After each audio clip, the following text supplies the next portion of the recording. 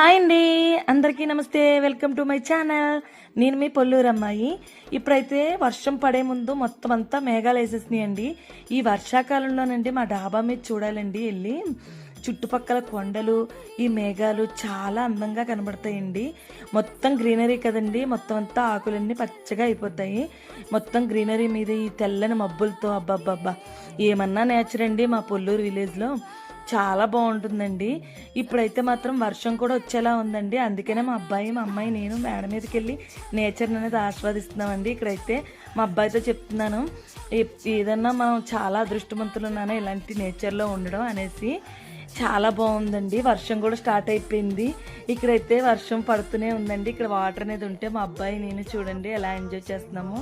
మీరు కూడా ఇలాగే ఎంజాయ్ చేస్తారు కదండి వర్షం వచ్చేటప్పుడు. నా వీడియోస్ కానీ నచ్చితే నా వీడియోస్కి ఒక లైక్, షేరు, సబ్స్క్రైబ్ చేసుకోండి.